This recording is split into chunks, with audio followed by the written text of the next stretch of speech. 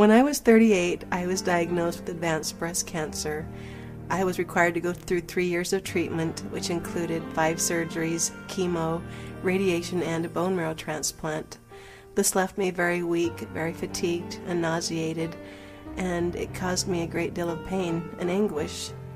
Well, as I was going through this, I ended up in the hospital for 3 weeks because I had caught 3 different viruses and I had no immune system. During this time, I could tell that my body was in the process of dying, and I was afraid to be alone while in this process of transitioning over to the other side. So I asked the doctor if he would release me from all the apparatuses and tubes and let me go home and be with my mom. And he did allow me to do this, and when I was at my mom's house, I was in so much pain that I began to pray that I might be released from it. I felt like my kidneys were coming through my back. I was cold, I was hot, I was nauseated, and I just wanted to go home and be in heaven. And as I prayed, God heard my prayer and answered it, not in the way I'd expected, but in a beautiful way. I was suddenly released from my body, and I found my spirit hovering on the ceiling. I looked down below and I saw a body in the bed, and I realized it was mine. As I was pondering on this, a man appeared to me on my right side, dressed in white. He motioned for me to follow him. He seemed like a man of good character, and so I did.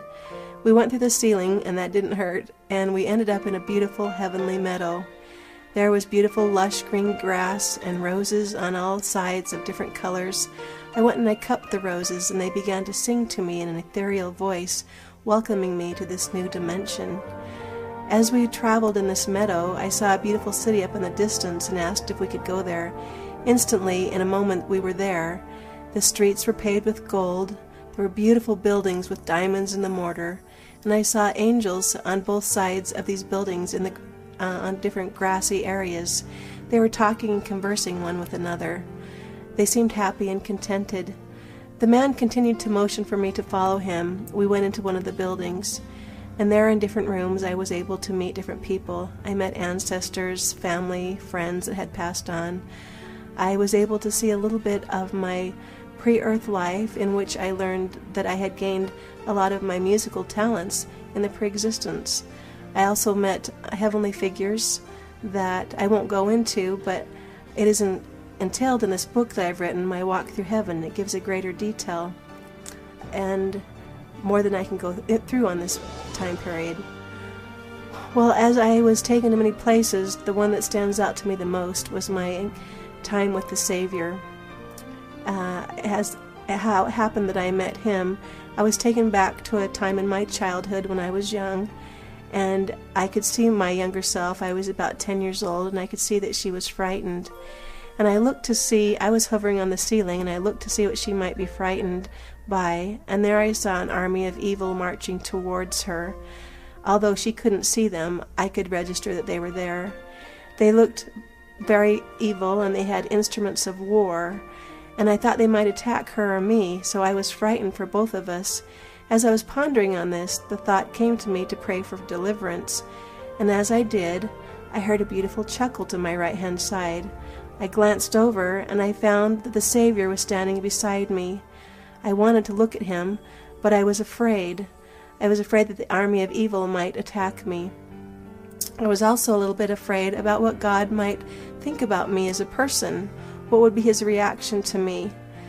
Well, as I sat there for a very long time, I finally decided that no matter what, I was going to turn and look to him, because intermittently he had chuckled and given me the feeling that he found it humorous that I was more afraid of evil than I had faith in God.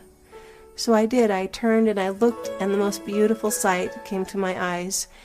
And that was, he had this beautiful light that streamed 5 to 6 feet out from his body.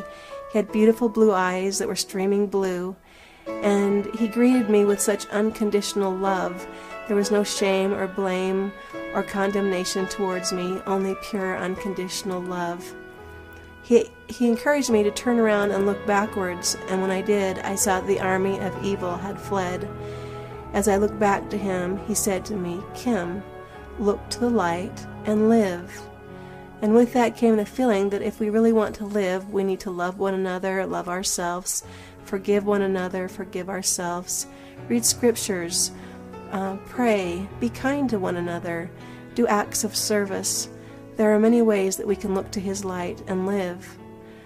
Well, He also encouraged me and said, "What would you ask of me?" I found this a great request, that the Savior of the world would be asking me how He could serve me. He was setting the example of service. And so I told Him I'd like to know what every good emotion felt like to its perfected state. And so He encouraged me to put my arm into His light, and it would be as a grid of emotions. And I did. As I extended my arm, I felt perfect love, peace, joy, hope, virtue, forgiveness. All these beautiful emotions flow up my arm and into my being, and I felt them to the celestial level. What a glorious experience, and I decided it was worth living well to feel these emotions. Then He took me to another place, not a hard time in my childhood, but a hard time in His life in mortality, and that was His crucifixion. I was very humbled by this scene. I saw Him nailed on the cross in the wrist and the palm, and also in His feet. I saw the crown of thorns on His head and the gash in His side. He was groaning in agony. He wasn't laying peacefully as many pictures portray. His mouth was stretched wider than I could imagine, and He was trembling like this, to such agony that I knelt below Him and I wanted to free Him. But then He let me know that that was what He was there for, was to free me and each one of us from the burdens that we carry. He asked me to give Him my pain, and I said, "No, let me take some of yours, you have enough." But He once again told me that that was the reason He was born into this world. And so I gave Him my pain, and He took it on, and it came as a black cloud into His chest, and He thrust backward as He took it on. But then I was relieved from the pain that I was in. I felt His love for me. I felt His unconditional love. And what I realized from this experience is He wants all of us to be happy and healthy and free from the burdens that we carry. He just asks us to bring them to Him and lay them at His feet, and He will lift them. So if you carry burdens that are greater than what you want to deal with, go to Him in prayer and ask Him to lift them from you, that you might feel the freedom of peace. And this is my witness, that He lives and that He loves us, that He's there for us. Thank you.